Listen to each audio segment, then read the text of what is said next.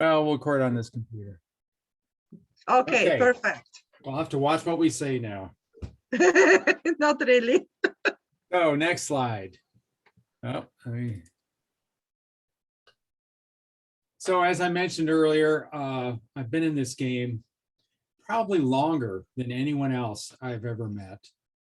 Started out at a very early age. I think it was like 23, 24 years old. And I guess my claim to fame is I've worked many different areas, I kind of did a reverse career thing. I started my career working with the Pentagon at the Secretary of the Air Force level, and then diligently worked my way down to the what's called the Space and Missile Systems Center in LA that actually builds things. The Pentagon's more policy. And then I went even further down, ended up in Albuquerque, New Mexico at Air Force Research Labs that looks at technologies and things like that. So I work with the Air Force, the Army, the Navy, I guess the Space Force now. So it gives kind of a broader perspective. And then the other unique aspect of it was I worked 27 years in deeply covert space programs where I was what's called a space cowboy. We went and did anything we wanted, essentially. And so we didn't exist, essentially. So general introduction to space warfare. This quote on the bottom left might be applicable to the audience. And what I want to mention is that no matter what the age, if we're talking ancient Greek hoplites or futuristic lasers zapping people in space, you're really still talking about the human mind. And it's the adversary commander's mind versus the other commander's mind. And it's their training, their culture, their experience, their fears, their physical stamina, and all these things work to understand how essentially you're trying to force your will on somebody else. And you send messages, and you do that through military equipment and soldiers, sailors, Marines, Guardians, I guess they're called now in space. But it's still kind of psychological warfare until the adversary commander says, "Uncle, I give up." And so you do all kinds of things. You may be doing all kinds of surprise attacks or maneuvers and everything. But no matter what the age, and this quote is, talking about World War II essentially, you're really talking about perceptions ultimately. And maybe that's even more important in space, because there's one thing on the ground, on Earth, you've got ships that sink and airplanes that go down and armies that march forward. But if a satellite gets attacked and stops working, the general public doesn't know that, unless it was their cable or their banking transactions and things like that. But military to military attacks, you're really not going to know it. And it's so far away, tens of thousands of kilometers away. And believe it or not, people don't understand this. It's easy to hide things in space. You can have all kinds of funny things happening in space. And I believe that's probably the same way as during the Cold War, where you'd have Russian destroyers cutting off American ships, and sometimes they'd crash and they'd be pushing the envelopes, and the Americans would, have SR-71s go into Russia and invade, so to speak, their airspace, and sometimes they get shot down. And you go to CIA headquarters and there's a whole wall of all the agents who died, 50, 60 or something like that. There's all these things happening. They happen on the ground, they happen in space. And we all sit here, the phrase is fat, dumb, and happy, not really understanding all this, what some might think evil going on Earth and in space. And as I mentioned, there's been multiple space wars in the past. So that's essentially what I was saying about all warfare is between human minds. When you talk about space too, people aren't living in space. And so really, if you're talking about the Space Force, and I'm sure they wouldn't agree with this, but they're really there to support things happening on Earth, ultimately. They provide information.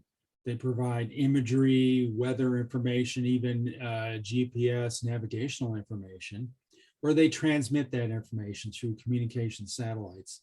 So they're really supporting the ground. They're not there for their own right. And I would even contend air forces, people don't live in balloons in the air. Air forces support things happening on the ground, ultimately, or maybe at sea and so forth. So you really have to think in terms of what space does, how it benefits things happening on the ground, whether it's peacetime, crisis, even like diplomatic issues and things like that. It all plays a role. So you're almost talking about information warfare when you're talking about space. And the problem there is what's the value of information and how you quantify that? It's easier on the ground to say, the Army can say, well, we're going to blow up this bridge, and thus the adversary can't get his tanks across, and he's delayed 6 hours. And thus we can calculate we'll have fewer casualties and things like that. But if an adversary has imagery information and he sees, oh, the enemy is moving here, how do you kind of calculate that mathematically, the benefit? And if you've got $1 billion and you say, well, should I buy, a couple hundred new Army tanks or this super duper space spy system, And so how do you compare those two and understand the value of space? And it gets down to targeting too. Well, okay, we're going to go to space war. Well, what should we target, sir? Should we go after his weather satellites? It's like, well, I don't know. He probably can get that information elsewhere. The imagery satellites, yeah, that sounds good. We don't want them really knowing what's happening. Well, should we also target commercial imagery satellites? I mean, they can see pretty good stuff. They're sub-meter resolution and all that. Paul, can I please ask you to admit several people who are waiting? Oh, Because okay. you have a control. Yes, Yeah, I'm very sorry. not looking at that. Did I do it? I just said admit, where you say there were several. Maybe I should have said admit all or something, but did they get in? I don't know. Some people have logged out. So now 37. Yeah, one got in. Somebody Maybe got just in. one. Yeah. If you see them something, so then just click yes. Yes. Okay. Yeah, whatever. Sorry. So getting back to this is it better to deny GPS navigational information, Galileo for the European systems? How's that really impact? And you might sit there and say, I have anti-satellite missiles called ASATs. And you say, well, I only have 10 of them. Should I take out 10 GPS satellites? And that kind of degrades a little bit, but not fully. And, should I instead take out these imagery satellites? The conflict happens to be in the Western Pacific. There are certain concentrations of satellites, like if you're talking about communication satellites, why even bother to take them out over Europe? That's not where the battle is. And even for the GPS navigational satellites, there's certain optimization routines that the controllers do to make sure that there's a higher probability of at least 4, if not more, satellites are overhead during a certain time and place that we're about to start a battle and we really need accuracy. So they kind of adjust orbits and things like that. And so you could play mathematical games of, well, there's 36, I think, GPS satellites, and I only have 10 missiles. I have to take out, let's see if we can take out 10 of them. And you might say, well, yeah, but maybe 2 of the missiles will fail. So ultimately, we're only going to take out 8. Which ones should they be? And with space, it's not only a place, like this particular orbit, because those orbits are moving all the time, but you can conceive of it as a certain altitude and inclination orbits. But it's a timing thing too. When are they going to be overhead? What happens if they start maneuvering and things like that? How does it affect a certain battle? Like, oh, we take it out now. Well, nothing's happening on the battlefield, and now they're going to send up more satellites anyway. We have to time it just right, just when the adversary needs those satellites, and suddenly you deny it to him, and it screws up his whole battle plan, let's say. Of course, how do you measure, on a scale from 1 to 10, we screwed it up 2 or we screwed it up 10? I don't know. Again, we're talking about information that's hard to, really understand that.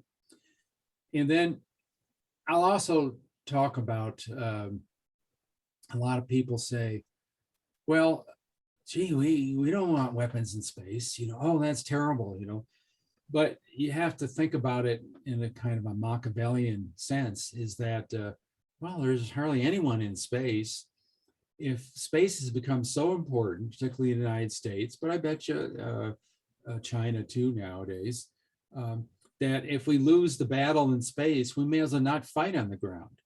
So it's conceivable that things that if you prevent an adversary using his space assets, but maybe early on in a conflict, he might not even, he might end the war early. He might not even start it if you could do it beforehand. And you save possibly thousands of lives on the ground. So in some sense, space weapons are a more moral alternative in some ways of looking at it. And so I love this quote from, favorite commie.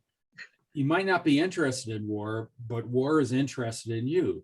So you might sit there and be, have your head in the ground or something. Oh no, the sky is falling and let's not do space warfare, this and that.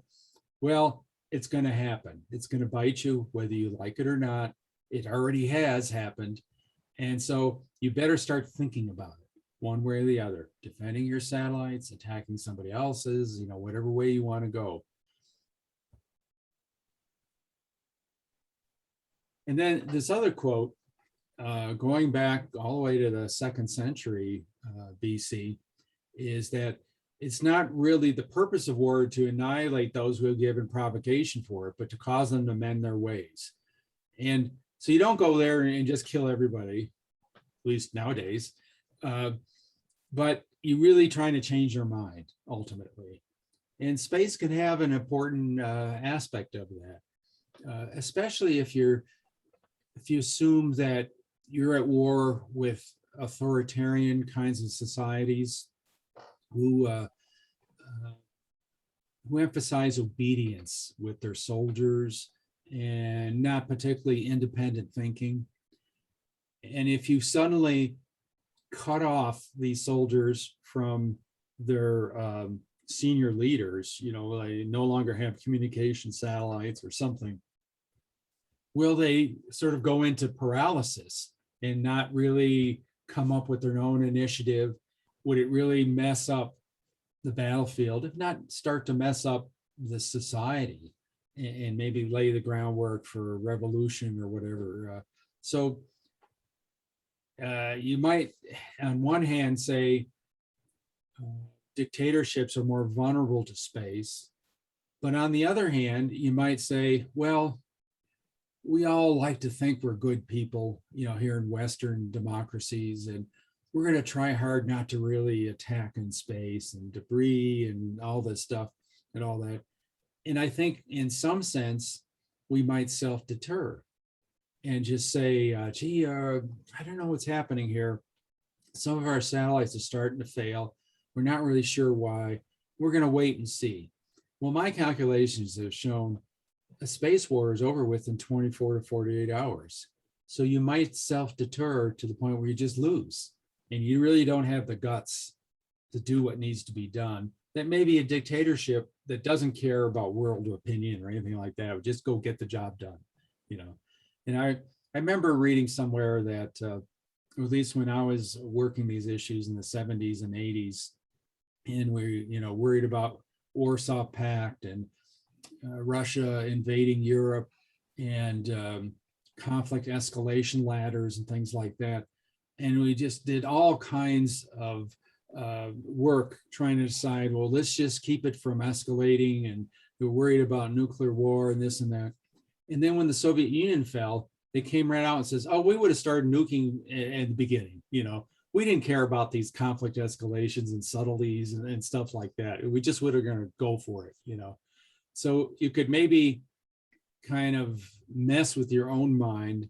And this is how we have different cultures that have different ways of thinking.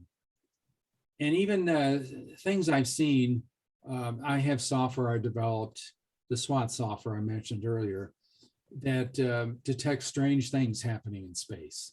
It looks at all the orbital parameters and radar cross sections and things like that.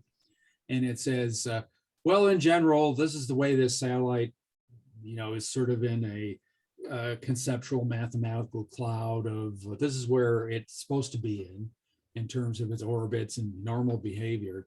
And then suddenly it starts coming out of the cloud and say, well, that's odd. Why is it doing that sort of thing? And I've detected a lot of abnormal behavior from Chinese satellites. And it's almost as if they have a different orbital dynamics book that they're reading. There's something, a geosynchronous orbit way high up where the communication satellites exist. There's something called graveyard orbit. Is when the satellite dies, they always try to reserve enough fuel to take it into a higher orbit so it can just sit there and start to drift and not damage other satellites. And I've seen at least one particular Chinese satellite that went into supposedly graveyard orbit, but then its orbital parameters started getting better with time, meaning it was still being controlled.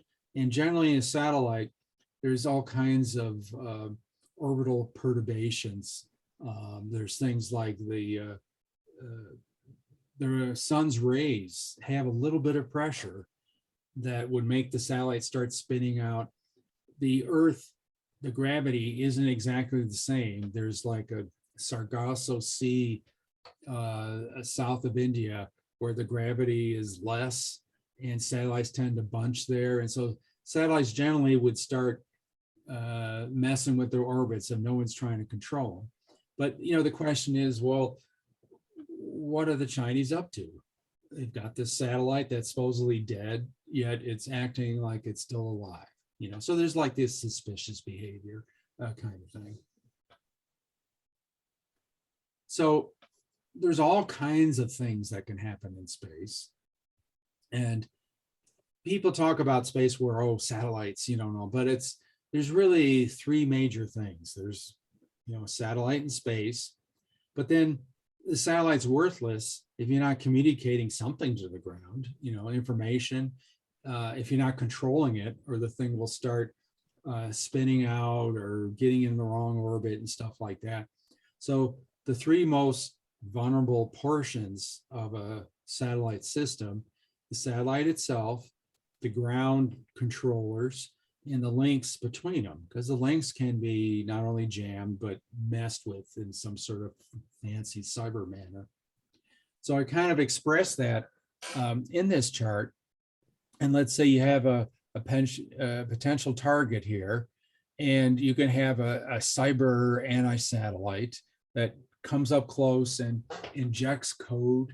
I've even seen, supposedly years ago, the Russians were working on photovoltaic effects, where you shoot a laser at a piece of metal, you can induce a current in it. I mean, that's how solar cells work and so forth. So is this a way of shooting a laser at a satellite, inducing some sort of code through the skin of the satellite and trying to break into the satellite without having to go through cryptos and things like that? Is that some way to work to get in? And now the other thing are called inspector satellites. And this is an actual picture of one that was being developed years ago. And this is, sometimes you live in a neighborhood and somebody does something in their house and you feel inclined to do the same to yours and so forth. Well, this is happening in the neighborhood of space. The United States will proudly tell you they have 2 inspector satellites up there. Go look it up. I forget what it was called. And they say it's a test program, but of course, you don't put up 2 for tests. 2 sounds operational. There's been a lot of talk of Russian inspector satellites that come close to national reconnaissance satellites. There's other talk of Chinese have their own inspector satellites. So everyone's trying to keep up with the neighbors, let's say. And that's probably considered a very effective thing because, again, space is so far away. You can't directly image these satellites very well from the ground. So it's kind of nice to go up and take a look to see if there's some sort of war reserve mode. There's some sort of missile on board or some extra antenna. And so you want to get close and take a look. You want to maybe measure the antenna sizes, get an idea of what are the frequencies they're using to communicate. You might want to look at what kind of solar cells, or gallium arsenide, there's other types, because maybe someday you might want to shoot a laser at it and you want to understand damage mechanisms better. You want to see, are there like secret doors or something like that on the side that can open and something comes out, a daughter satellite that's a space mine or whatever. But to me, in one sense, the inspector satellites, and I call them ASATs, anti-satellites, are a perfect kind of ASAT.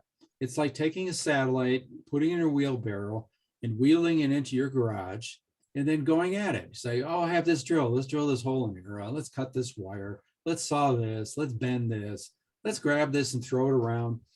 I mean, the inspector satellites can very easily have manipulator arms on them and do all kinds of devil work, let's say.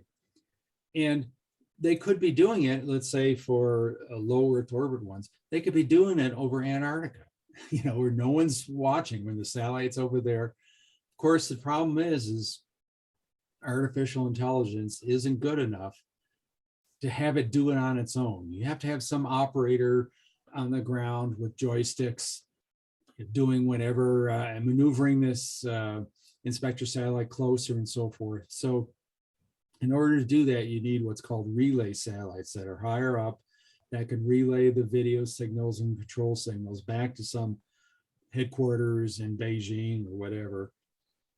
So that makes those relay satellites a point of vulnerability, not only during warfare to take them out, but to monitor the signals.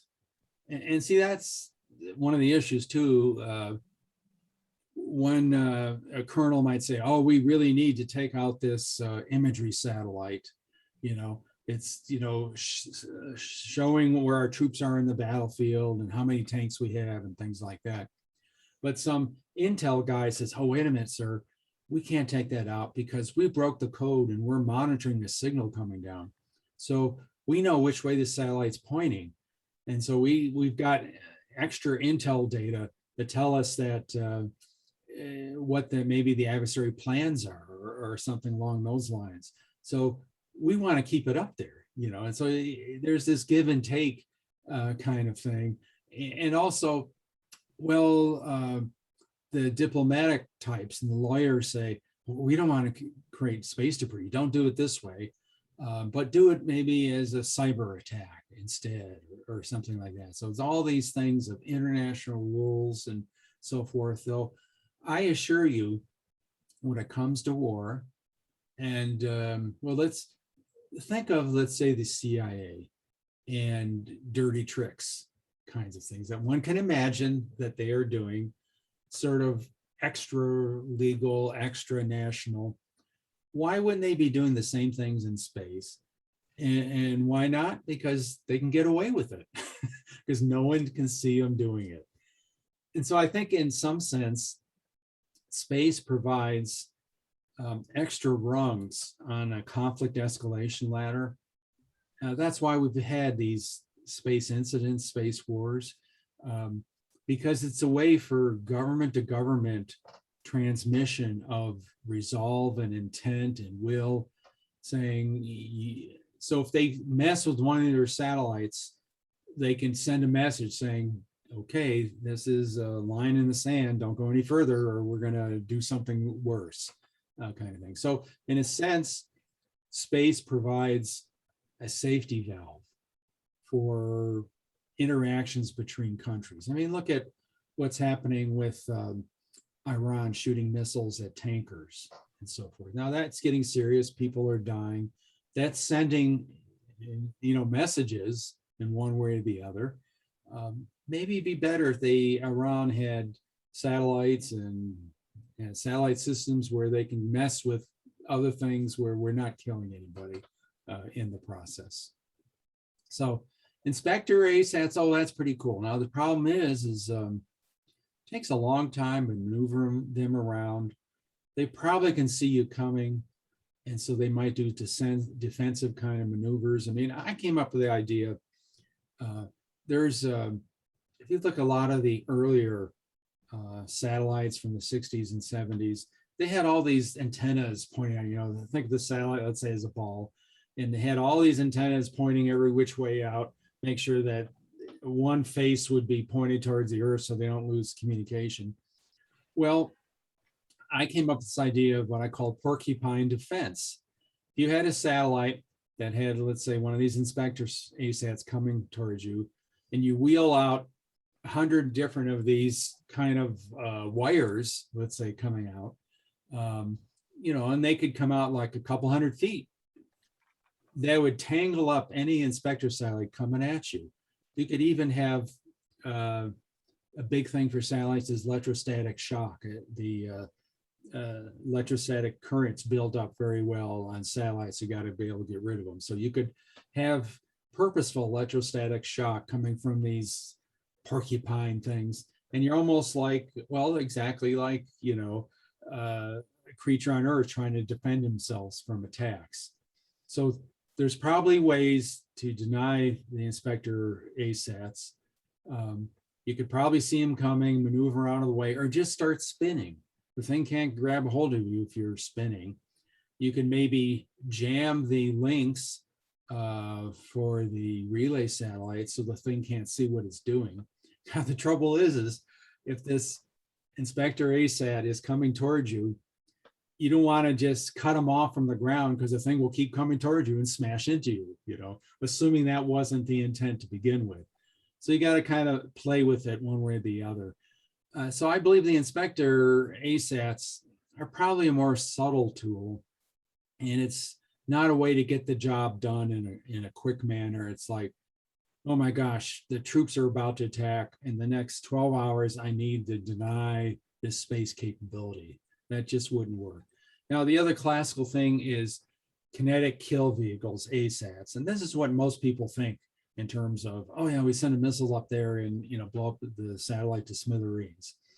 And the Russians, I think was on Almaz space station, actually had an anti-aircraft cannon on board. Go look it up on the internet. They'll show you a picture of it and so forth. And so I guess they would shoot something coming towards them, though I don't know how you do the physics in terms of the satellite itself would have a reaction. And so you'd have to have reaction jets getting you back into orbit and things like that. Though the shell would follow the same physics as any artillery shell on the ground. I mean, go into curve and all. But let's say they had some sort of ASAT coming at you and you shot it to pieces. Well, the trouble is the pieces are still coming at you like a shotgun pellets. Have you really solved the problem in one sense? So I think a lot of people aren't into the kinetic kill kinds of ASATs. The Chinese did that a few years ago against one of their own satellites. And that created a lot of space junk that gave them problems. And the story goes is the People of the Liberation Army didn't get permission to do that from the central government, is the theory. Though it is funny too that they purposely gave indications they were going to do that test. I know people who went there and set up sensors nearby. I don't remember where, if they even told me, like in India or the Himalayas, or maybe a ship off the coast to kind of monitor that attack. So we understand what orbits, how fast, what are the signals, and so forth. And they almost purposely wanted us to do that. Again, is this, warfare isn't necessarily go and kill everyone. It's this subtle communications and forcing, and like I mentioned earlier. And so they were maybe signaling the world to respect us more, the Chinese. Should look at what we can do, kind of thing. So a few other kinds of what I call satellite bus attacks. Here's what I call there's NASA and a few other countries are what they call maintenance satellites that can, have manipulator arms on them that can pull electronic boxes in and out and fix satellites, things like that. Well, they also can mess with satellites in one way. And then I'm just talking about the all different kinds of satellite systems that are up there, the different users like UAVs. I mean, a lot of people don't realize the drones running around in Iraq, and I guess used to in Afghanistan and all, are controlled from an air base in Las Vegas, Nevada. And they get their signals via satellite, you'd have to. And they use Intelsat, International Telecommunications Satellite, that's owned by a bunch of countries around the world.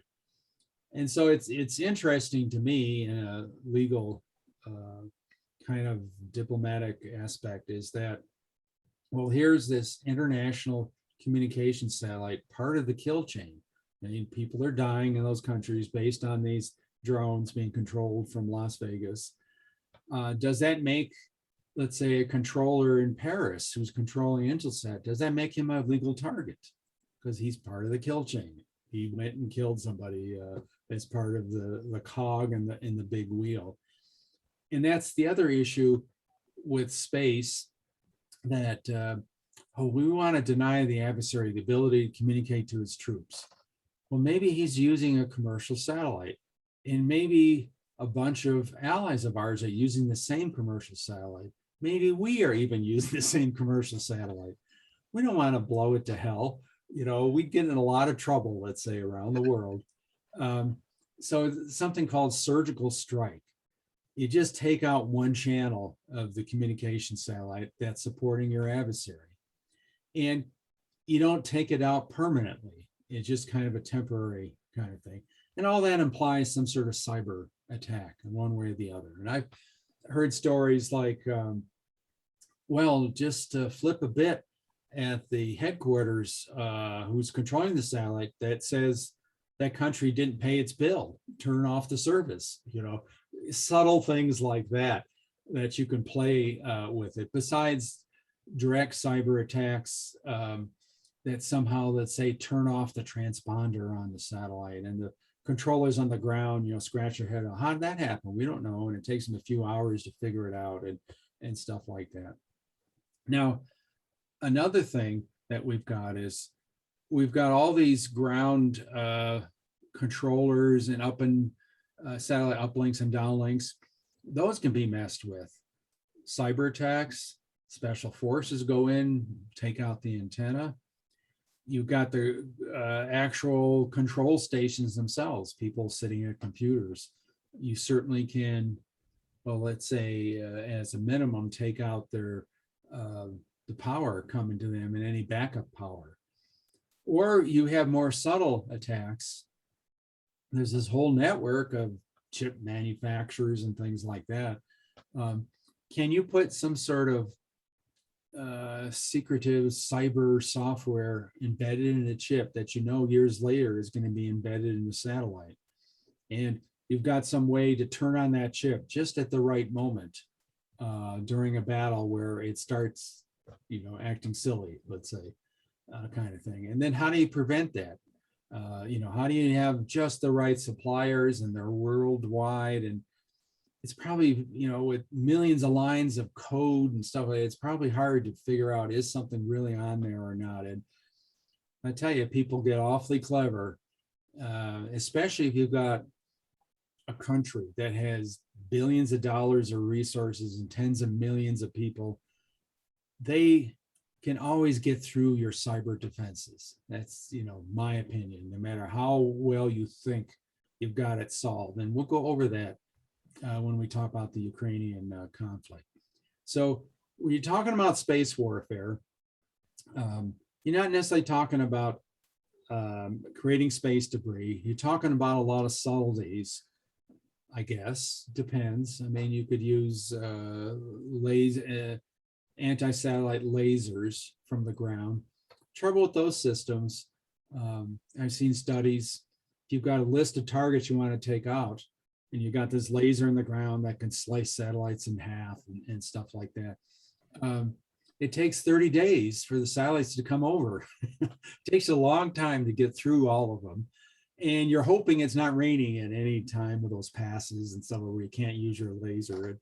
And so that sounds like a great fantasy thing. And yeah, it's like Inspector satellites. Everyone's got to have their laser. I know down here in New Mexico years ago, in the southern part of the state, I forget the name, there's some sort of laser system, and they tested it against the satellite, not in an ASAT mode or anything like that.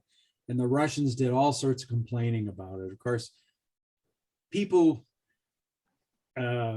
like people everywhere, even within your family, they'll say one thing and mean another. So countries will complain about, oh, we should control space weapons. We shouldn't have space wars. And they'll have all kinds of treaties and this and that. But it's really all BS, because on the side, they're building their own anti-satellites, I assure you. And they really don't follow international treaties when it comes down to warfare, or comes down to something you can get away with. And in space, you can get away with a heck of a lot without, the UN. The UN doesn't have its own space surveillance radars and things like that. They're not monitoring the space situation. They don't understand, well, look at this Inspector satellite's coming close and it just bumped it and crashed and did this or thing, there's just a lot of subtlety that can go on there, which in some sense is good. I think in terms of the Falklands conflict, I don't know if Great Britain really cared about the Falklands Islands, and nothing down there happening in importance anyway. And the reason they went to war was an ego thing, and because the people demanded it. If you had some incident in space that people don't know about, and they're not demanding you do something about it, maybe you can be more responsible, let's say, in one sense or another. Okay. Let me get to the next thing. And tell me if I'm taking too long, but after 47 years, I got all these stories, So here's the history of space warfare. And it goes all the way back to Roman times, 175 AD. Lucian's history, he had a story that Roman legions had to go attack the moon. That there were, I forget what was happening there, but obviously they were having issues with spiders and things like that, So it's been a popular, imaginative kind of concept for, more than centuries, millennia. And then if you even look in, the first Sputnik was launched in 1957, and already we had artists having space warfare, these space fighters blowing up satellites and stuff like that. Star Wars and all that. And then you already had space weapon systems being designed in the United States. They'll freely tell you about some of these missile systems. I know on Johnston Island in the South Pacific, there was a nuclear anti-satellite system for many years that was based there. And then a big typhoon came and, destroyed a lot of the equipment. And I sort of know about that. I went to Carnegie Mellon University in Pittsburgh, and they had one of the computers from that ASAT system there because they just closed it down. Here's this Russian anti-aircraft gun that was on Almaz. I personally was on the ALACT, air-launched ASAT program at the Pentagon in the 80s. And the Russians had their own kinetic kill anti-satellite in the 80s too. Again, we all got to keep up with each other. There's anti-satellite concepts that you can see freely online from Russia. And even things like in Desert Storm, this is what we did to one of the satellite terminals that Saddam had. That's space warfare. We took out the terminals on the ground. That did the job. And now there's various things that happened in space over the last 50, 60 years. I remember being at a Federal Communications Commission site in Laurel, Maryland, which is just outside of Washington, D.C. And they told me about an incident in the 60s where I think it was ComSat, it was called. It was an international satellite communication system that started getting jammed. And they didn't know where it was coming from. And so they tilted the satellite to see where the strongest jamming signal came from. And they said, well, it was off the coast of the United States, the eastern coast of the United States. And they assumed it was a Russian trawler doing it. Now that's an anti-satellite attack in one sense. Another one is years ago, when I was in my 20s, they send up, NASA put up a satellite system called CSAT. It was going to measure wave height on the oceans. And somebody from NASA told me that they turned on this system and they said, oh my gosh, we can see submarines at operating depth. You know, it just kind of disturbed the waves very slightly. Humans couldn't see it, but over miles, you can see this arrow pointing to where the submarine's at, you know? And so this CSAT negated 1/3 of the US triad for nuclear strike. And so this NASA guy told me that they purposely faked the death of CSAT. Now, and you can see that online. There's a lot of people talk about that too. And maybe that's rumor. I wasn't part of the program, you know, but this is what I was told. But in the 2000s, I worked at the Satellite Assessment Center, and they could do imagery pictures of using lasers and radar and stuff, sort of fuzzy imagery pictures of low Earth orbiting satellites. And this isn't a good enough picture, but if you look at the picture, the satellite's all bent out of shape. Yeah. Paul, could you please let few people in? Oh boy, I keep ignoring that. 2.1 view, okay. Emit all. Yeah, admit all of them, yes. Perfect. Yeah, I think I got that. Thank you for telling me, because I'm just blowing off here. Anyway, it looked like, in reality, CSAT was attacked in one form or another. And because they were just all bent out of shape and things like that. So I don't know what happened. And that's the thing. There's various levels of knowledge in the government. And it just seems to me this was the most threatening satellite in space at that time, and something had to be done about it. And something obviously had been done about it. Next, in the mid-1980s, this is just a suspicion, but we were having all kinds of launch failures. Over a year, multiple launches kept failing, and multiple Russian launches kept failing. And one could wonder if somebody was messing with them. I mean, high-powered rifle off Cape Kennedy or whatever, if there was a tit for tat kind of back and forth thing going on there. Don't know. In the 2010, I can't talk about that because I know what really happened, though it was rumored that a drunken Russian colonel started it. for what that's worth.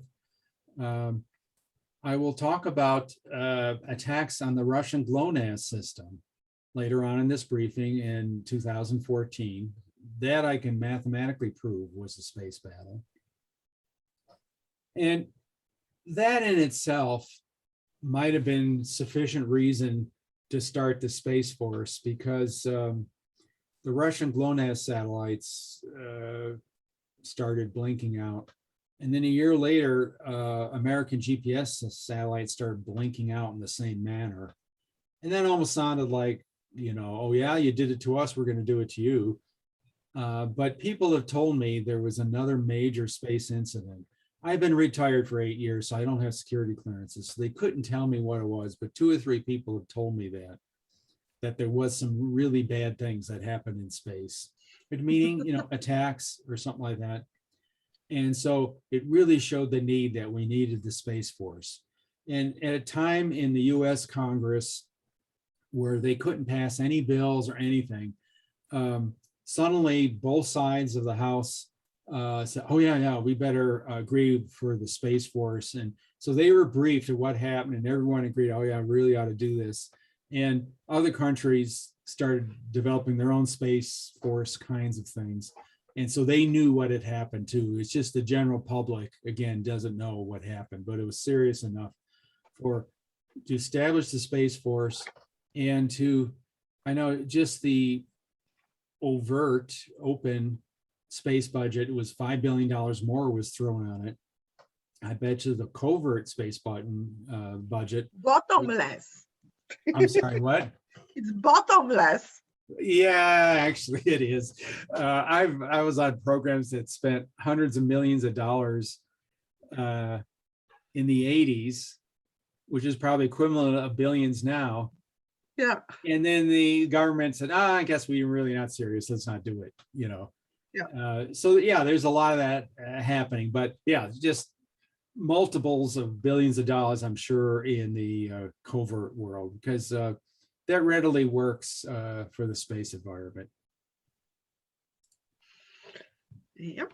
Okay, That's now how it there's is. subtleties of attack, and you guys are still with me, right? You find this interesting, or I could work faster because I'm almost at an hour now, and I'm just BSing along, you know. But I presume No, that's no. what you guys want. This is super interesting. Like yeah, no, this is great. Keep Yeah. going. I'm talking real space war that's happened. Some people consider me the top expert in the world on how to fight and win space wars. Wars will continue to happen. And we're not talking aliens, at least that I know of at all.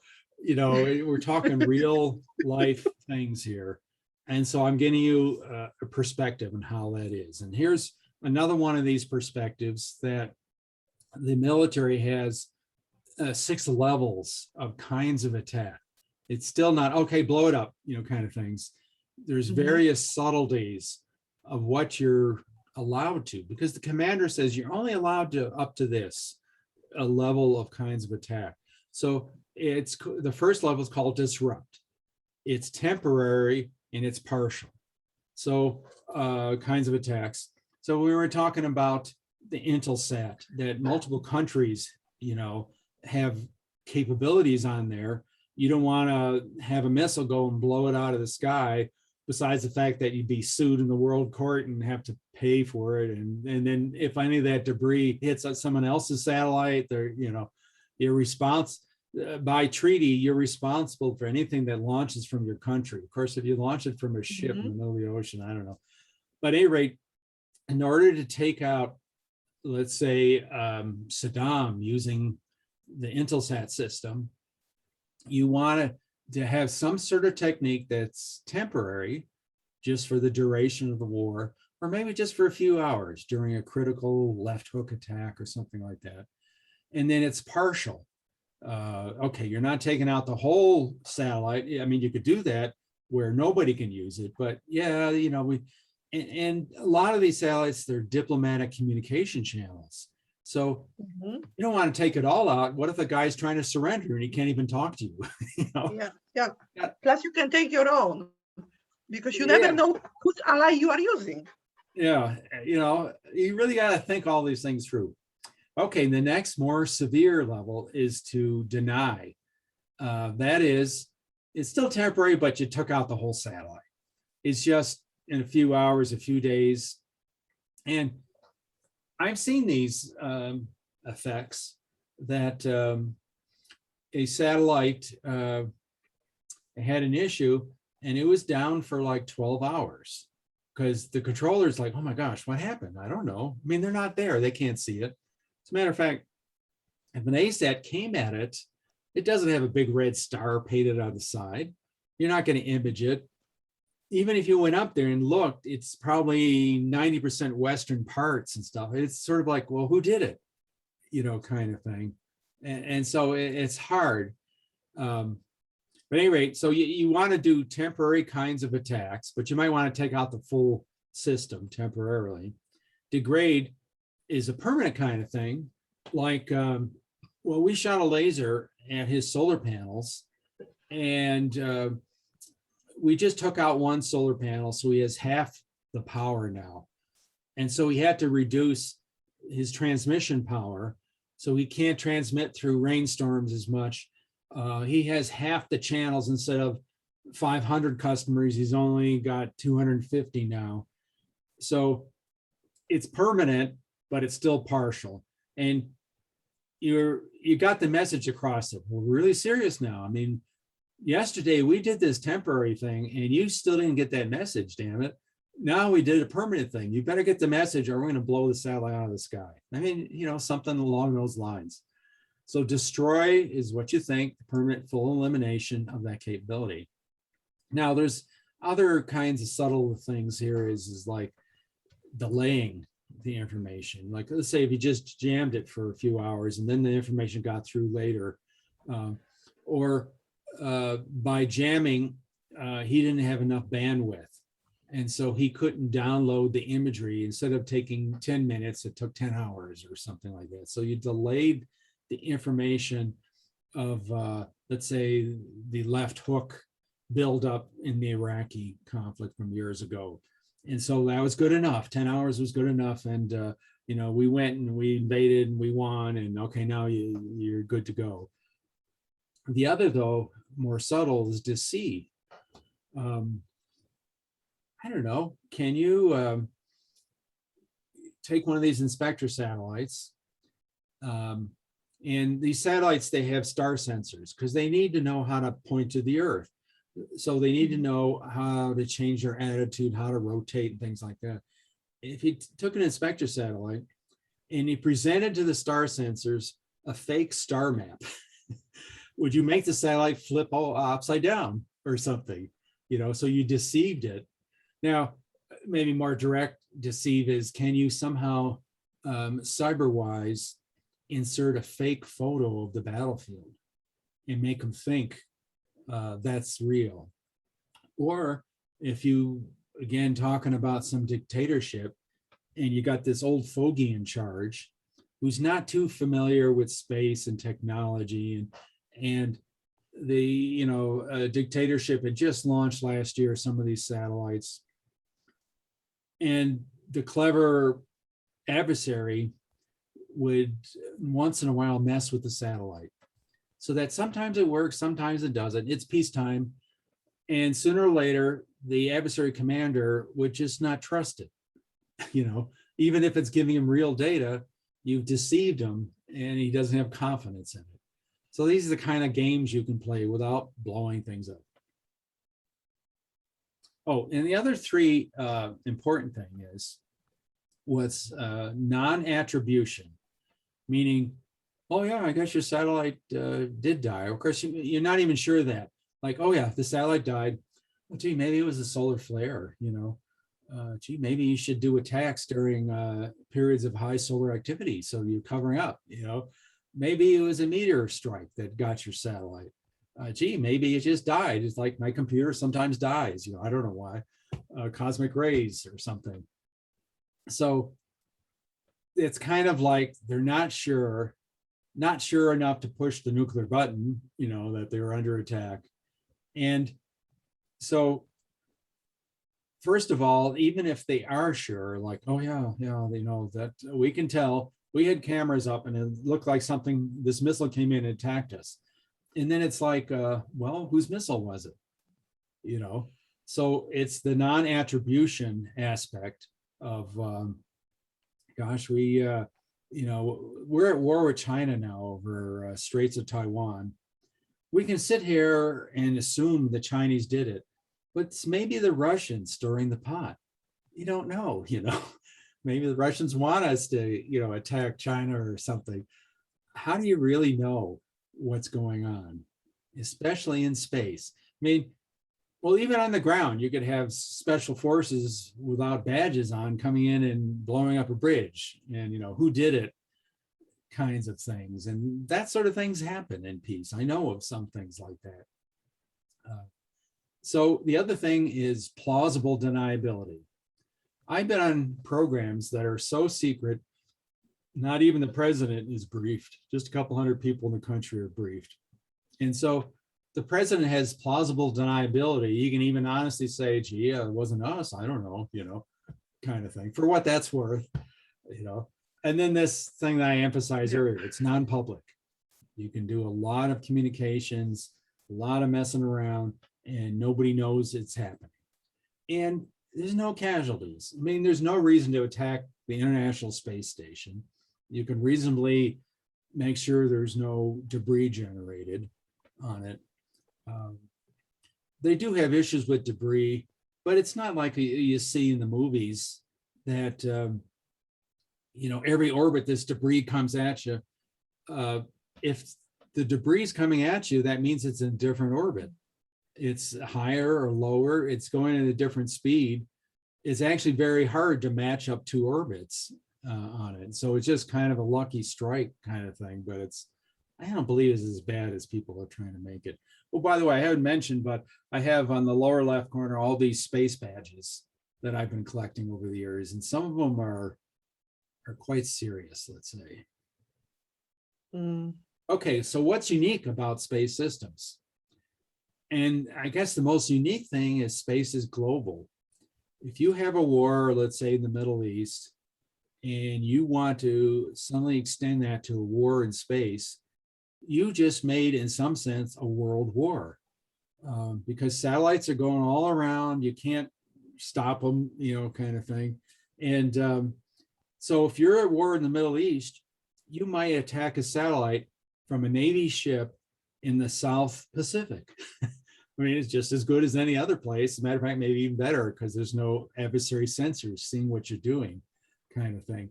So, and if you do take out that satellite, there's global implications. It's not just the tactical battlefield. You know, there's outcries and political kinds of things. I mean, conceivably, if you screw up in space, however you define that during the war, maybe you would lose allies, saying, you know, I don't want to be part of your country anymore. You made all that space debris and screwed up all these satellites. Goodbye. Or let's say you lose. Let's say the United States lost in space. Maybe a bunch of countries surrounding China might say, you know, maybe we ought to edge over China a little more now. You know, the US wasn't as great as we thought they were. So there's a lot of beyond global implications for it. Plus, you got this war in the Middle East. They're trying to download imagery information so they can't see our, let's say, left hook. So you could say, well, we're going to jam the downlink coming into Iraq, you know, one of their stations, you know, like the one we saw blown up. But trouble is, they can download it in Thailand and then through some ring cable, bring it in, you know. So do you attack a Thai station? Nah, I doubt you're going to drop bombs on it, you know, or you really will have a world war. Maybe a cyber attack, maybe a soft team going over and cutting a cable, or I don't know, you know, and see if they can get away with it. So you're talking about global war, but, you know, we're one integrated world now. It's not like 200 years ago where, you know, you could have all kinds of wars and people wouldn't know about it for a few months, you know, the way the slow communications and stuff like that. So this is what I'm saying too, that even tactical actions have strategic implications ultimately. And I remember talking to Army types in the United States, and they say, oh yeah, we really worry about what we're doing. If we go into a village, we got to be very careful that CNN is going to come in with a news crew and show, oh, look at these person actually died, or, you know, you accidentally blew up this mosque and things like that. You got to be very careful. Well, I talked to at least the old days, the Air Force types, they didn't care. They were never taught that subtleties of how political it was. And so it was just interesting, the different cultures, Army versus Air Force. And oh, by the way, Space Force is Air Force. Everyone transferred over. Hopefully they're changing it, but it's difficult to change cultures on that. So there's subtleties that I'm sure they don't understand quite yet, and hopefully someday will. And then I mentioned it's also, you know, hidden from public view, but it's hidden from military view too. You know, the PLA blowing up on its own satellite and not even telling the government it, or you know, all the different services in the United States, and I'm sure elsewhere, are kind of in conflict with each other. We're not going to tell you what we're doing. We want to preserve our budget and things like that.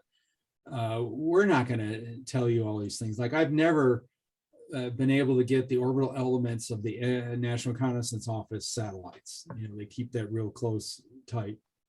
And we don't, you know, the United States has sensor networks all around the world, but we don't know everything's happening in space. We constantly lose track of objects. We've had objects we didn't know where they're at for years, and the Russians tell us, you know, years later, oh yeah, it was a scientific satellite, this or that. Especially satellites of high inclination, northern emphasis. It's very hard to really track satellites. And I've seen the arrogance in the Air Force of, oh yeah, we know it was launched from North Korea, and the missile went up here and we tracked it, and then we saw this object come out, and blah, blah, blah. And I think you're fooling yourself that there's so many incidents in military history where you thought you knew everything. Oh yeah, they can't attack Pearl Harbor. We figured it out. And things are, you know, when people are about to die, they get very clever kinds of things. I mean, I could tell you the story. When I was in college, I used to help raise ringneck pheasants in a state game farm in Pennsylvania, 60,000 pheasants, and you know, for the hunters. And we'd spend probably half our time fixing fences, because with 60,000 pheasants, they'll always find a way out, one way or the other. I mean, it was a lifelong lesson I learned. They always find a way out. Now, look at 1 billion Chinese and don't think they're going to figure you out and find some clever way to get beyond you. And there's all kinds of ways to hide satellites. So look up a patent from the 1970s of a stealth satellite. It's like a barbell. I mean, I've seen studies of called smart attitude. You know, let's say if you assume the satellite's a box and the sun reflects off the side of the box and then bounces back to Earth and you see it, so you can track it. But if you turn this box to a certain attitude so that the reflections from the sun reflect off into space, you're suddenly down to 18th magnitude without even trying hard, you know. And so the satellite, you know, you might not be able to see it, especially these, you know, micro satellites now and things like that. And don't even get me started about between Geo and the moon. I mean, no one's tracking that stuff happening there. And there's all kinds of, it's the higher up you are, the less fuel it takes to change orbits. And so I can see some ASAT system between, you know, near the moon or something like that, come screaming back to geosynchronous to take out all kinds of things, and we never see it coming. We don't have assets. And I think really the Air Force is understanding. I think something strange happened or is going to happen around the moon, because there's all this new programs to detect things around there and to send up special systems and this and that. And you could tell an emphasis that they've never had in the last 50 years I've been working this. Suddenly it's of interest. So it's of interest for a reason, who knows? Okay, and so moving along.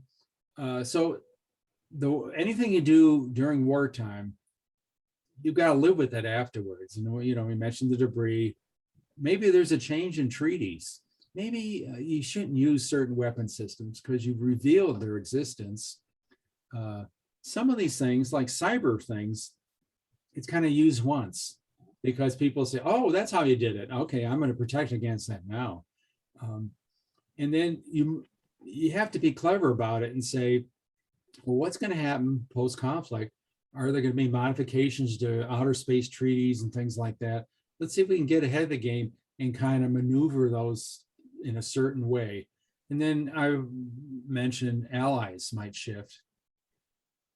And then the other thing too,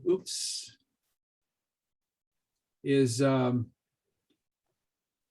I think one of the rules, and I have a whole briefing on the top 40 rules of space warfare, but one of the rules is you can only use what you got at the time. That space wars happen so quickly that, let's say, getting back to our conflict in the Western Pacific, and NATO lately is saying, oh, okay, NATO, we're worried about space, we'll defend somebody in space and all that. Well, NATO satellites covering the European theater are not going to help you in the Western Pacific. They're not going to be able to maneuver over in time. They have all kinds of fancy ASAT systems there or something like that. They're not going to help you. You're going to have to fight with what you got at that time. And so whatever you've got over the Western Pacific, in some sense, whatever ASAT systems, whatever ground systems, ground missile launch systems, lasers, jammers, or something like that, things on ships, they more or less have to be there when the conflict starts. And so that's kind of hard because not only do you not know where the conflict's going to be, but what flavor is it? Is it a nuclear conflict, or is it just a little bit of we're messing a little bit with you, sort of like this Iranian attacking ships, we're not into big war, we're just in a little micro war at the moment. And then there's just a few things that are different in space. I still emphasize psychologically, you're still talking about adversary minds against each other, but orbitology is kind of different. And some of the Apollo astronauts had issues when they were trying to dock and rendezvous and all that. And they'd say, oh, okay, here's this space station. And here I am, let me step on the gas and we'll go towards it. Well, you start thrusting, it puts you in a higher orbit. You've got more energy.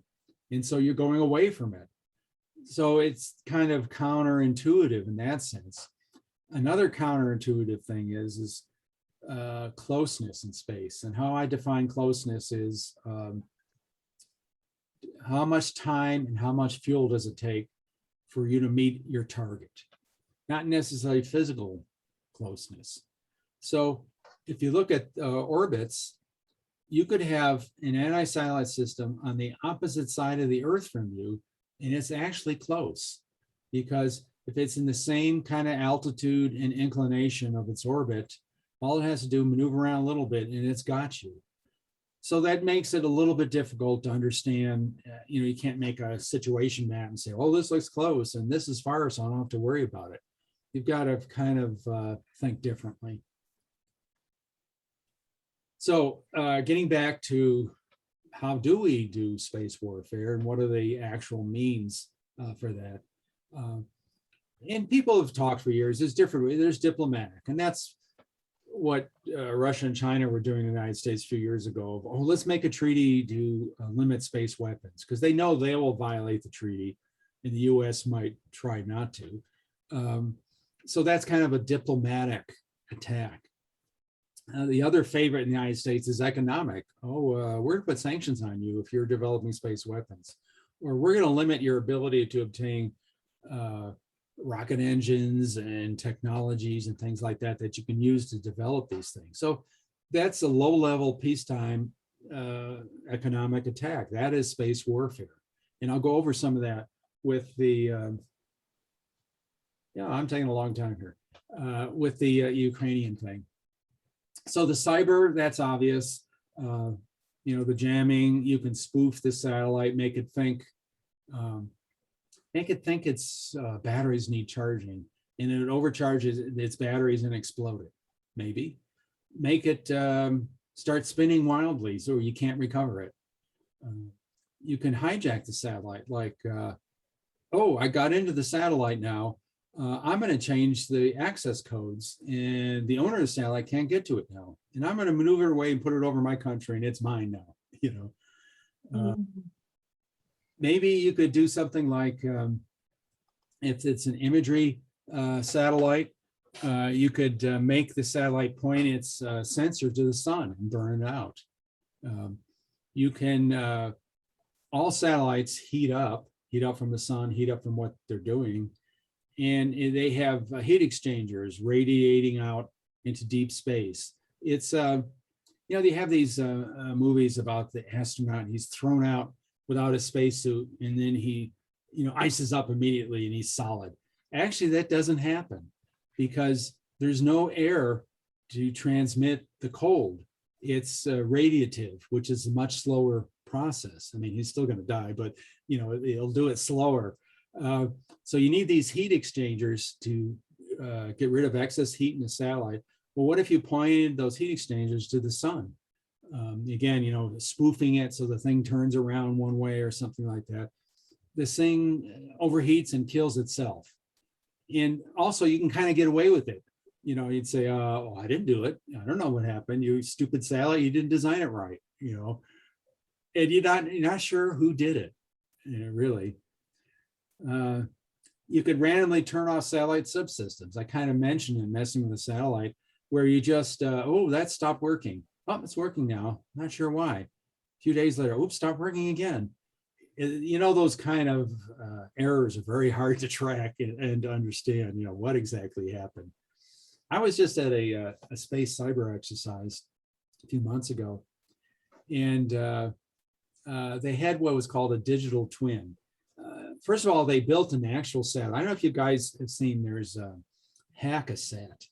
Happened 2 years ago, where the US built a satellite, put it on air bearings, and then invited teams from around the world to attack it, you know, cyber-wise.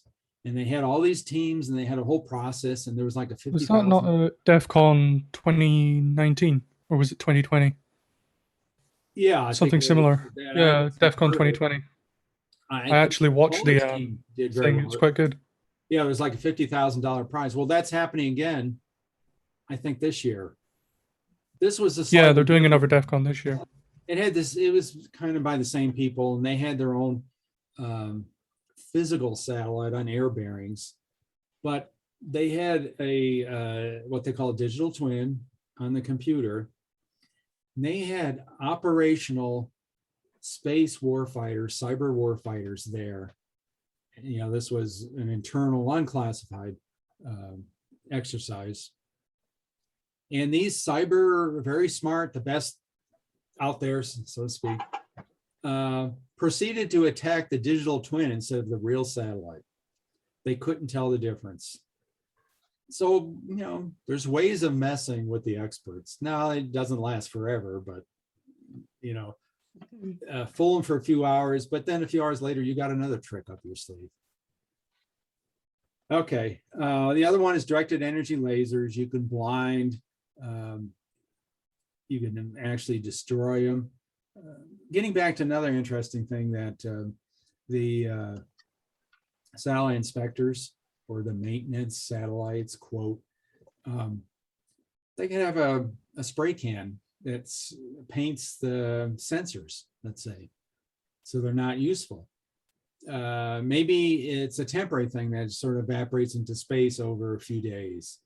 You could spray the heat exchangers so they don't have the proper radiative properties. You can spray the solar panels. I saw one analysis. If you just spray the corner paint the corner of one of these large solar panels with the big communication satellites, a geosynchronous, it would start slowly spinning out because the difference in solar pressure that it would experience. So there's no friction up there. You could do a lot of messing with satellites. And then another means of attack, the physical attacks. I mean, just blow the hell out of the ground systems or do something a little more special with the special forces. I briefed a lot of this to the special forces in was it Tampa, Florida last year. And it was surprising how interested they were in space systems. The one guy says, I was out in the field and we camping next to this facility and I wasn't sure, but I think it might've been a space, antennas and facility and things like that. Okay, various ways to disassemble paint and so forth, then over it. And here's two satellites fighting it out amongst each other. This is my drawing, or disassembling a satellite. Here, I don't know if there was just a NASA something, a maintenance satellite with all the manipulator arms. Or this is a Defense Meteorologic Satellite Program satellite at the factory that they didn't latch down enough and the thing just fell down. I mean, that's $100 million right there. I don't know if it was recoverable. Okay, space escalation. And okay, I can see now, I'm not going to get to the other parts of this. Do I have till we're 5 p.m. in 2 hours? How much time? It's what you guys want. I probably I see right now I only have a half hour. I can do the rest of this briefing in half an hour, but then I wouldn't be able to get to the software demo and things like that. We could go 3 hours and I can, or we could do it a separate time. You tell me. I would rather get the full picture. So if you have a separate time, another time to do it in full, that would be like, Yeah, we don't want you to rush anything. Yeah. That'd be great. I mean, I presume a lot of this is useful. So Oh yeah, let me just 100%. finish the briefing and then we can discuss. Enjoying it. I mean, in one sense, before I even show you some of the software and all, we really need to discuss, well, so what? What are you going to do with it? What are the plans? Or maybe you just want an introduction, then think about it afterwards. But no, we want to establish the think tank. That's what we want. So the guys needs to know everything. So we will go nice and slow, so they understand everything you have from every angle. And this Right. way they will be able to work on it, on academic, on popular, on all the angles that are needed. okay, Because we good. have So that situation now. this Yeah. briefing is So, important. Now, this is just one of about 20 briefings, so we can go for weeks. yeah, I But know. you're welcome to those briefings. You're welcome to this one, to download it yourself and all that. But this is another important thing. And I keep emphasizing these more strategic issues because I don't think they're being talked about sufficiently that I'm aware of. The Space Force, the Air Force and all that, they love kicking tires. Oh, look at this technology. Oh, look at this. But they never really thought it through of, well, why and how we implement it and what's the timelines and, things like Yep. escalation. So I mentioned earlier that I believe space provides additional rungs on a conflict escalation ladder where you can do a lot of subtle communicating between countries without going to full conflict. Even if you go to full conflict in space, you haven't really killed anyone. You could maybe get away with it without people knowing about it. And maybe that obviates the need to go to conflict on the ground.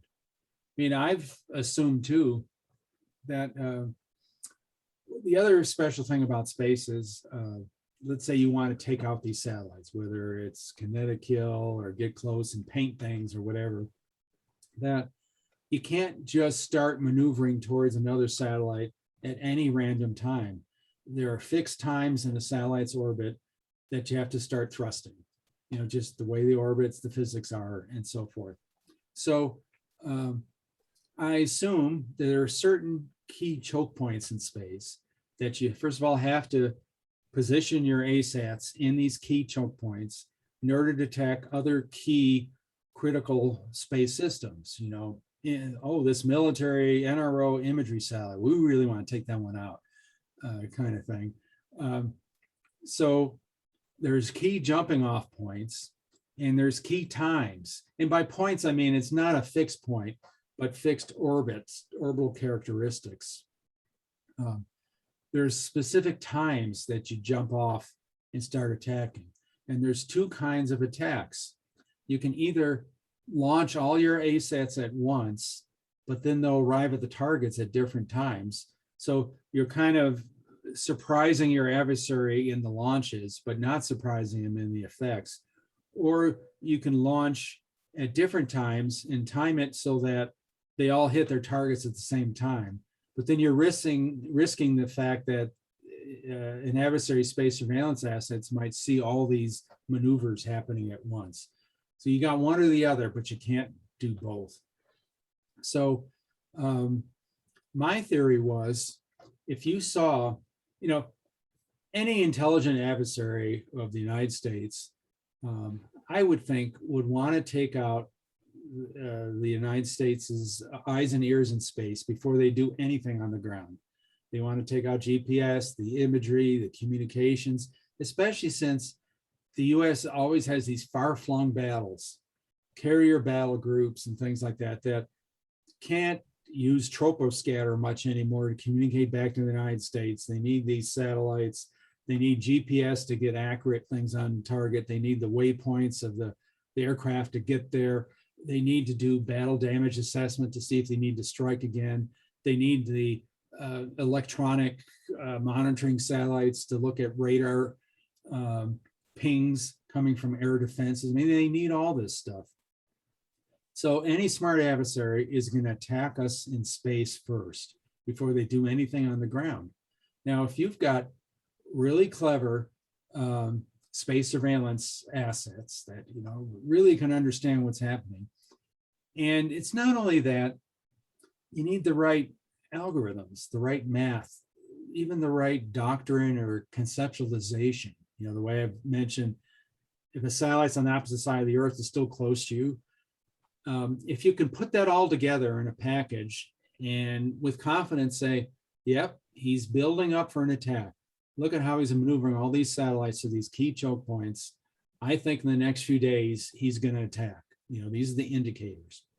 If you can take that and go to the UN and say, oh, by the way, it looks like he's setting up an attack in space. That probably means he's going to attack on the ground. Maybe prevent him from even attacking on the ground. And so good space surveillance, good knowledge, good intelligent processing of that knowledge might prevent war on the ground. That's why space, I think, is so important. So we've got not only these additional rungs on the conflict escalation ladder, we have the possibility of no conflict whatsoever, or that an adversary says, oops, I guess I lost in space. I may as well not even attack on the ground. Uncle, you win. I can see that happening in the next few years. And then I think in some sense, maybe space has a certain degree of acceptability. I mean, that's been established since the 50s and 60s that, well, we can't prevent satellites overflight of your country. Sorry. We're not going to do the U-2 SR-71 overflights. We understand that, that's your space. But so there's a certain liberty that satellites have. And then I've mentioned this over and over again, that space provides, one can say, a forum. We can show resolve and so forth. And I mentioned the Cold War, similar kinds of things. And also, I think there's probably a lot of probing going on in space, the same way we were probing Soviet air defenses and so forth, where you come close, you see if they can see that you came close. You can see, does the satellite button up? Does it start spinning? Does it do this? What kind of signals does it transmit to the ground? How soon does it take it to do that? So I know in 10 minutes, I can do what I need to do and they won't see me. You can do all that kind of probing. And I mean, why else do you have those inspector satellites that everyone's getting upset with? Plus, the space systems that look like space fighters. You know, the US has one. I don't know if the Russians do. The Chinese maybe have one that go up. It looks just like a miniature shuttle. I saw one once. I actually kicked the tires at Space Command headquarters.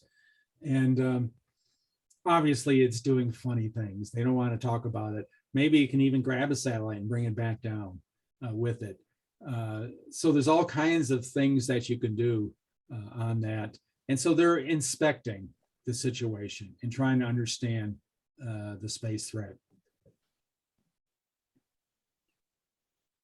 And then this whole concept of linking. If something happens in space, do you feel inclined to do something on the ground? Oh, you killed my satellite. Now I'm going to sink one of your destroyers. You know, is there equivalency there? I don't know, you know. And the trouble is we don't know until someone actually does it.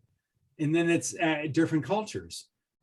North Korea, oh, you just blew up our satellite. We're going to sink one of your ships. And we think that's just, even though we killed all these lives, we don't care about lives.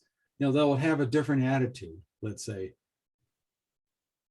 And then the whole problem with it too is if you're talking about space being information mostly, how do you define winning? And I have a whole briefing on that that you probably would like to see that show different possible war termination criteria. You know, in the old days, let's say again, Iraqi conflict. Well, we invaded the territory, we destroyed his war material, we got Saddam off, you know, being in charge. There's all these kind of basic things that we say, we won, you know, you check mark these boxes. What boxes are there for space? Is there territory? You know, there's like not leaders up there we're trying to capture. You know, what exactly is it that we say we won? I mean, conceivably, both sides can say we won, you know, and it's getting back to this thing, the value of space. We can sit there and say, gee, they just took out that science satellite of ours. I don't understand why. We weren't using it.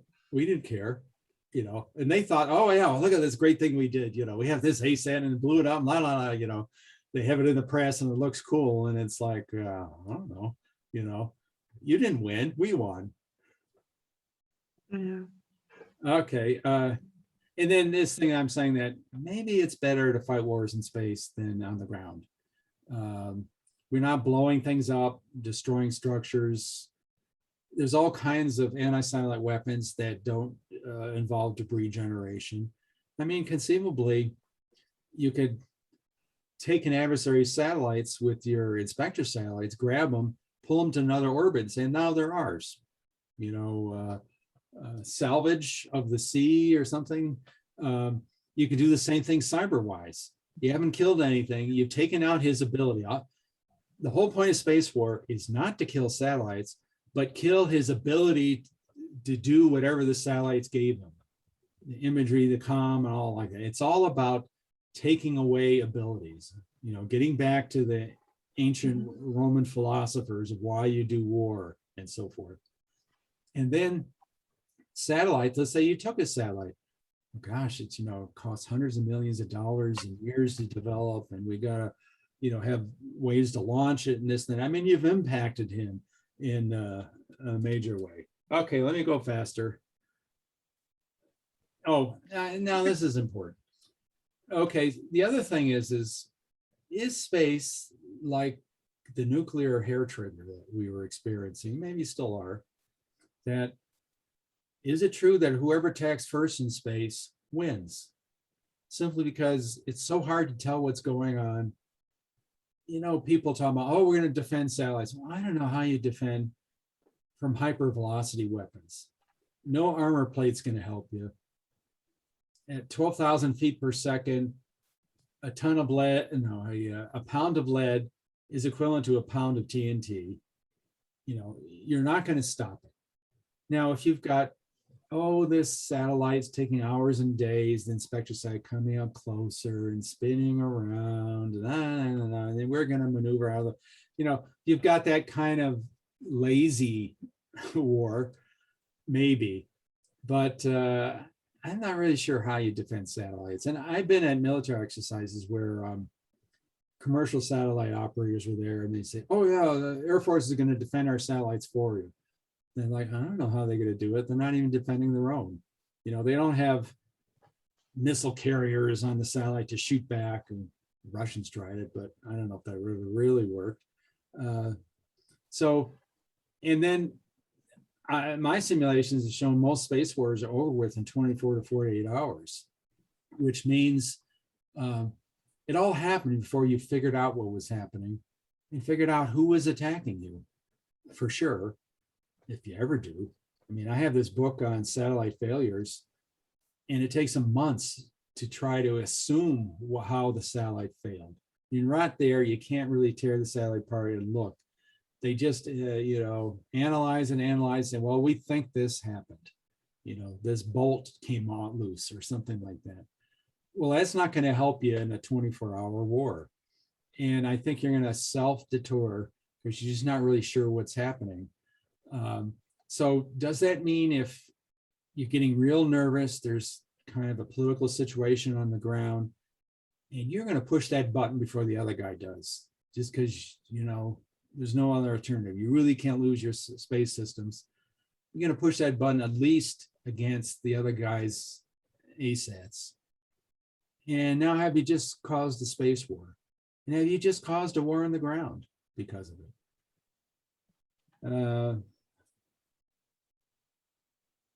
There we go. I talked about there. Maybe some possible space war termination criteria. Man, I've only gone 16 pages. Yes. Well, slowly but thoroughly. Slowly but thoroughly. So, yes. Okay, I've got I think a 60 or 80 different space war termination criteria. But one is the balance of power, however one measures that. Oh, I've got more ASATs than you.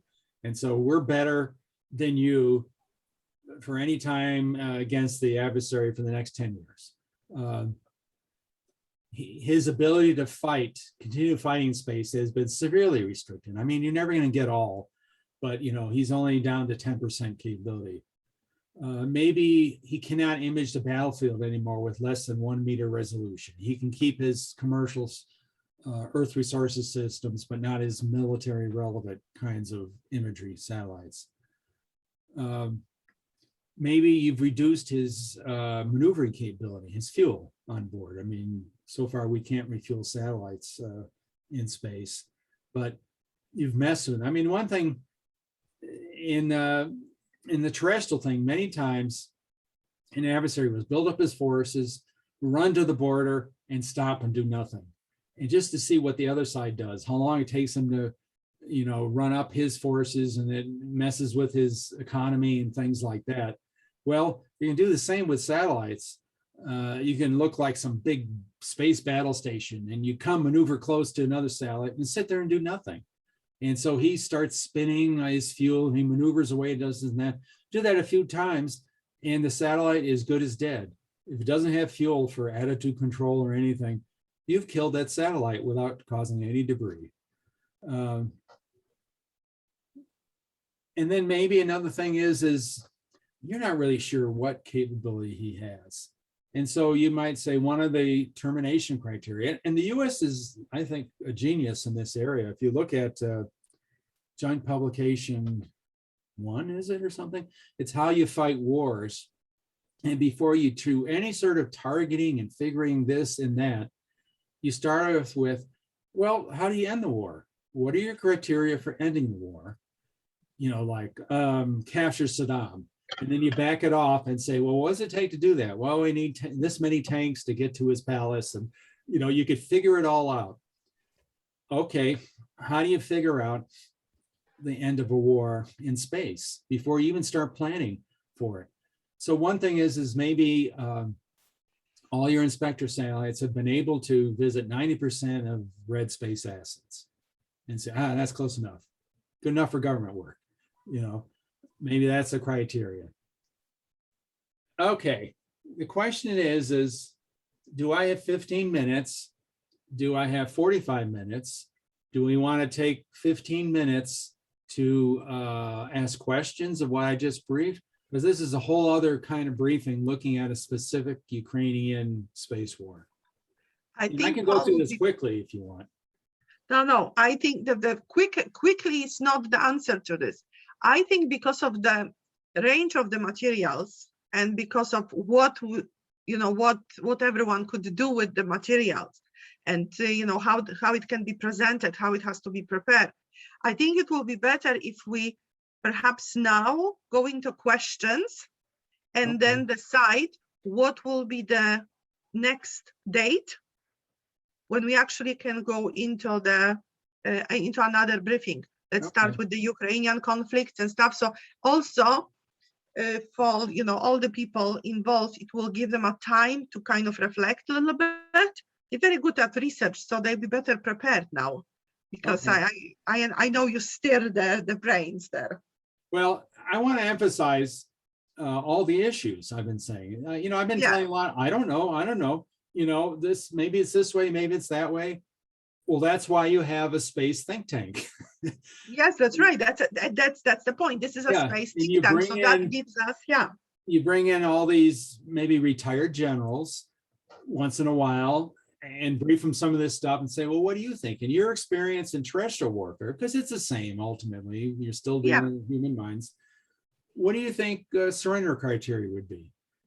And then you come up with things, you put together a paper, and then you model and simulate it. You do a space game and say, well, this is what the general thought. Let's say, nah, I guess not. Oh, well, this was clever. Oh, we learned this. So modeling and simulation exercises, even if they're what they call tabletop exercises, where it's not necessarily a computer and things like that. I mean, I even thought about a space board game. I've seen 2 or 3 of them, that might bring out some of these issues. But in general, it'd be nice to have a modeling simulation capability. And I do believe it's nice to have space people. Be nice to have me. But okay, I mentioned generals, but you got to get a satellite operator, someone who stares in front of a screen all day tweaking satellites, because he knows what the reality really is. I've never been there, and so that'd be nice to have that.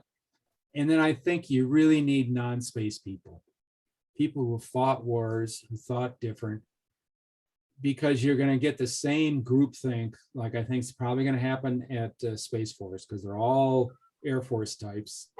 And then you need to get other countries.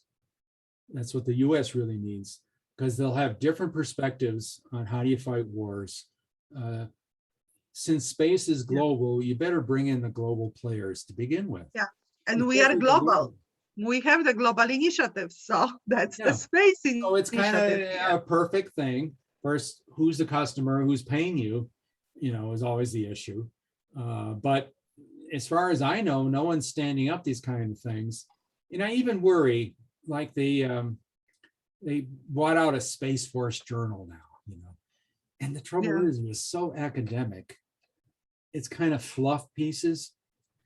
I had some experience with some of the reviewers, and they're all kind of more in the academic thing and not the practical. And it's just, you could just see going off into some wild things that have, no applicability. Beyond Hollywood, beyond Hollywood, yeah. What's that? Beyond Hollywood, they go. Yeah. Well, you can still learn things from Hollywood. I mean, you need futuristic thinkers. I'm kind of a futuristic thinker in that sense, though I can't claim to be absolute proof that any of this stuff makes sense. It just seems to make sense to me. But since we haven't fought a general large space war, you never know how it's going to come down, but you got to think about it beforehand. Yeah.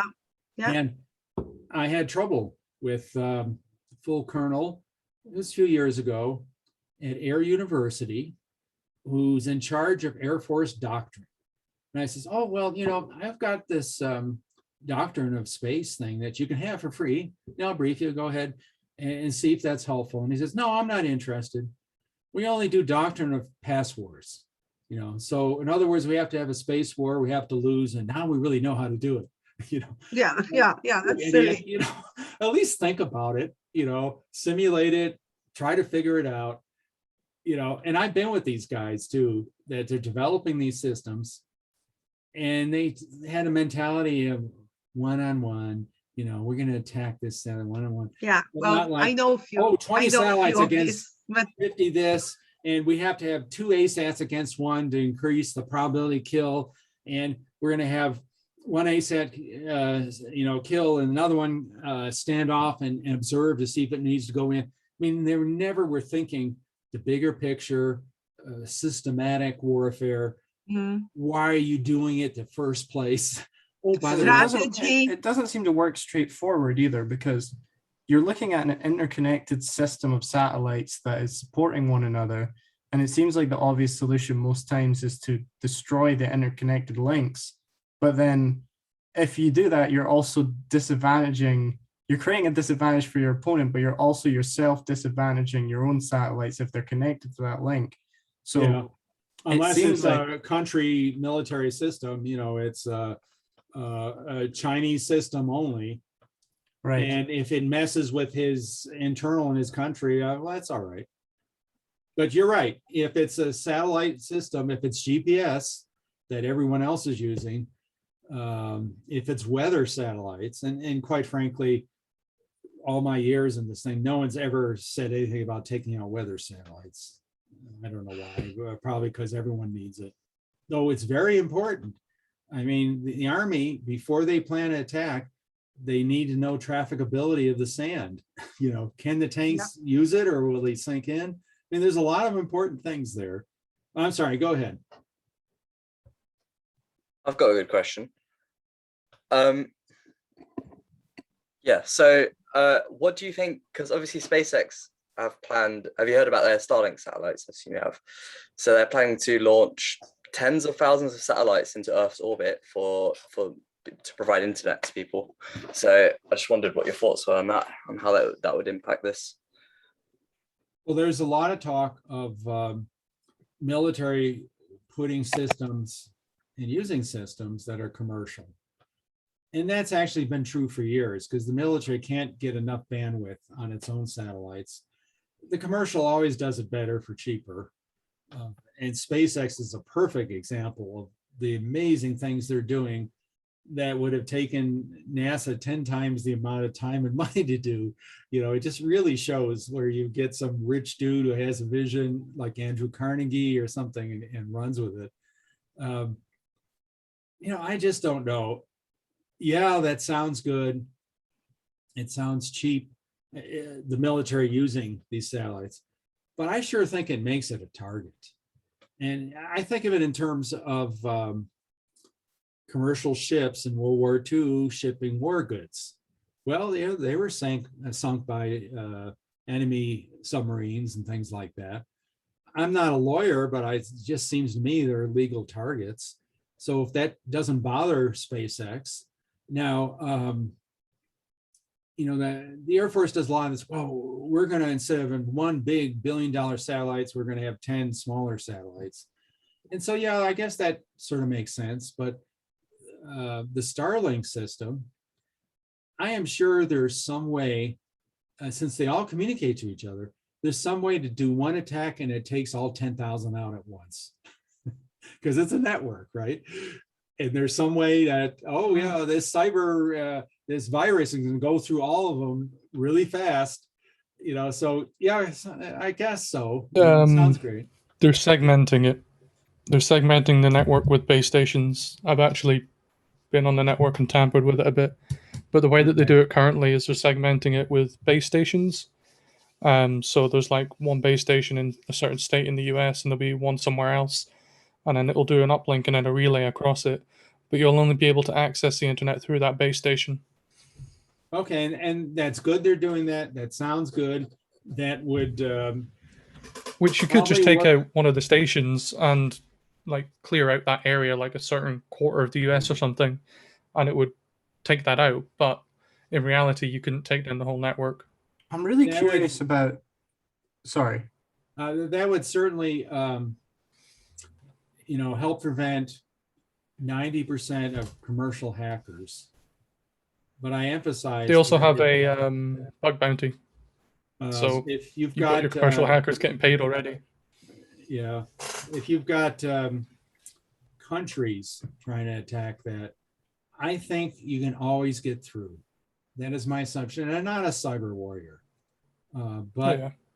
I remember seeing cyber attacks from 35 years ago that will astound you today. And I'm sure they're much better at it now. And I go back to my Just look at thesis Stuxnet.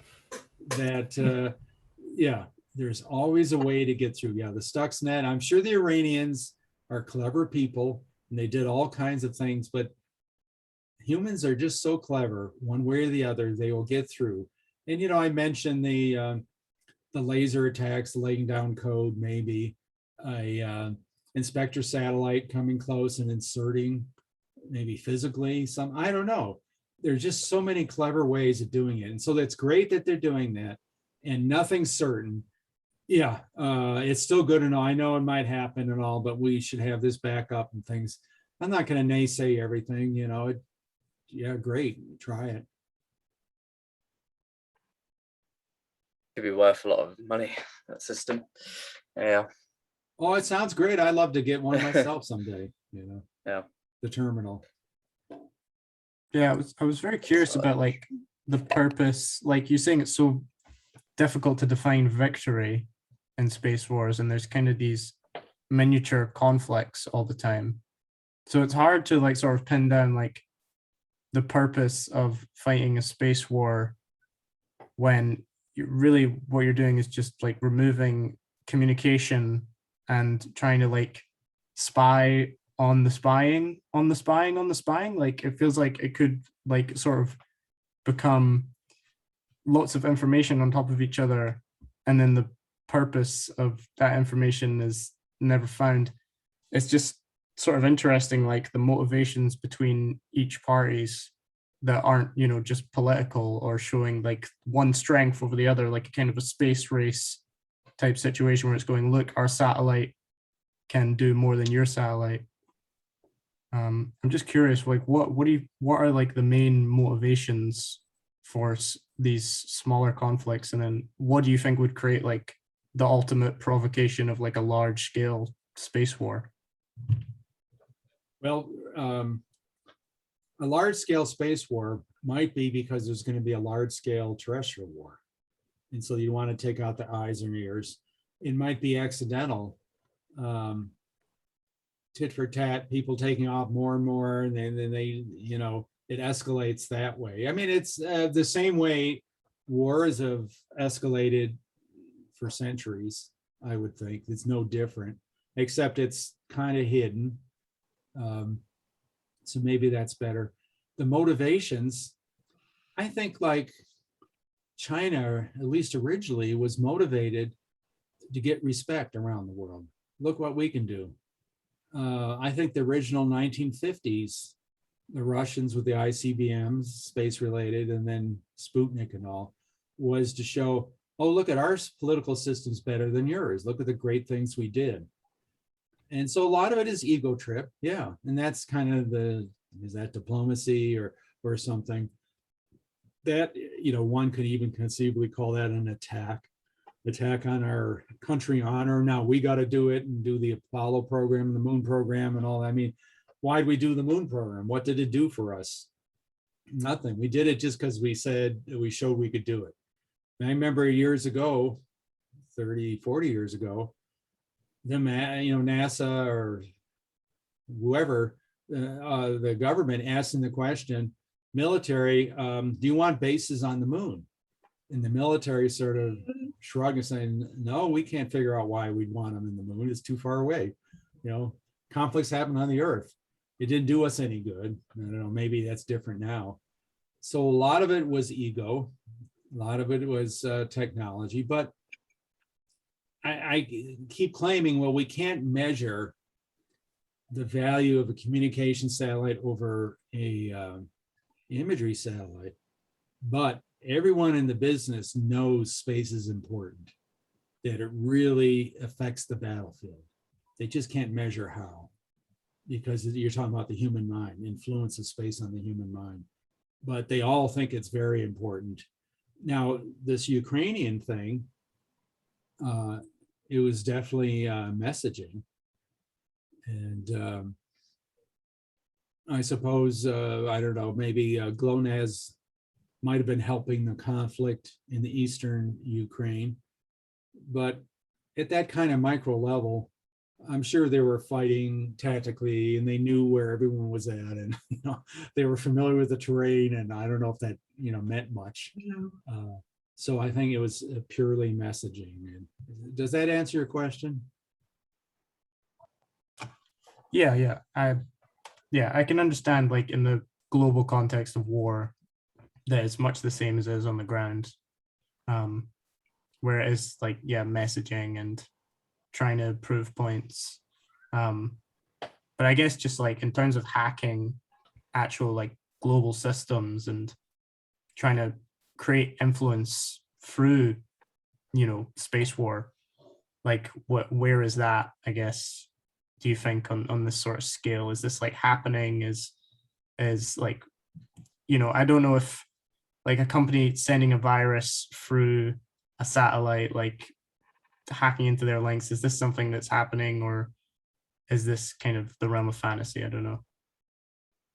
There's been a conference or two on hacking satellites. I've never been to them. Besides the Ukrainian thing, I know of no direct hacking incidents. It wasn't too long ago that satellite links weren't even encrypted. I think more and more of them are now. It wasn't. A lot of them still aren't. You can still listen to plane towers, how they bounce their signal off satellite to get it out over the oceans. So you can still listen to all of the kind of like communications between aircraft and stuff. Right. Yeah, whether that's one still thing. isn't I'm encrypted, talking then about you're actual okay. control of the satellite. Yeah. Tracking, telemetry, and Oh, yeah. control links, that you can take over the satellite. I know of no incidents where they actually did. Doesn't mean it hasn't happened. I'm just not aware of it. I know that the U.S. military seems to like cyber attacks. Maybe it feels cleaner. I'm kind of a wise guy about that. I do a thought experiment. Let's say you've got this soldier in the trenches fighting this war, and this egghead shows up in the trench, and he's got this black box with a big red button in it. And he says, whenever this tank is coming at you, push that red button and the tank will stop, I assure you. And oh, by the way, you can only carry so much. You can either carry this red button or a bazooka. Now, which one do you want?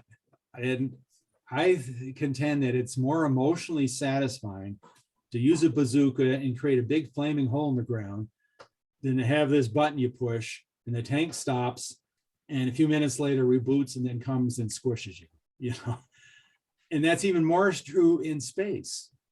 How do you know, oh, I got this cyber attack? How do you know it's really going to work? How do you know that the other side is going to make you think it worked, but it really didn't? Is there some sort of verification thing? Those kinds of attacks are very perishable. Once you use them, you have to throw them away. I just don't know, if that's really the way to fight a war. That's the way to play around during peacetime and lower level conflicts, I guess.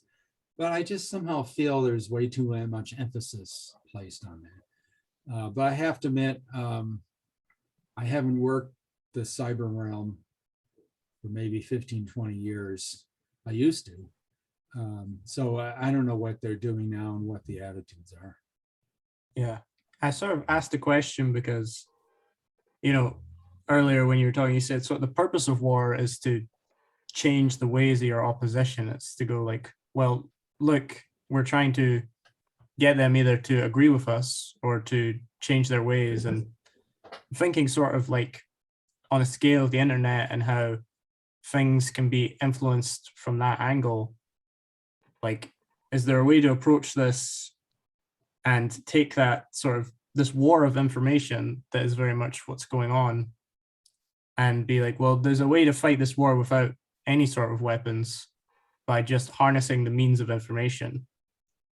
You know, I wonder if that is part of it. Well, you're talking about, I think, propaganda wars, things going on now.